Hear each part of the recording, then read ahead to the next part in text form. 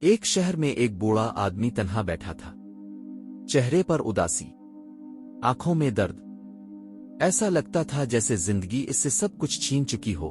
لوگ اس کے پاس سے گزرتے رہے، کسی نے حال تک نہ پوچھا، کسی نے یہ نہ سوچا کہ شاید اسے صرف دو پیار بھرے لفظوں کی ضرورت ہے۔ تبھی وہاں سے ایک نوجوان گزرا۔ اس کے پاس دولت نہیں تھی، مگر دل میں انسانیت تھی۔ نوجوان بوڑھے آدمی کے پاس بیٹھ کر مسکراتا ہے اور محبت سے سلام کرتا ہے، السلام علیکم بابا، آپ خیریت سے ہیں؟ بوڑھے آدمی کی آنکھوں میں آنسو آ جاتے ہیں۔ بیٹا، کئی دنوں بعد کسی نے مسکرا کر بات کی ہے۔ کبھی کبھی انسان کو پیسوں کی نہیں، صرف اپنائیت کی ضرورت ہوتی ہے۔ ہمارے پیارے نبی محمد نے فرمایا، تمہارا اپنے بھائی کے سامنے مسکرانا بھی صدقہ ہے۔ سوچئے، اگر ایک مسکراہٹ کسی ٹوٹے دل کو سکون دے سکتی ہے تو اللہ کے نزدیک اس کا کتنا بڑا اجر ہوگا۔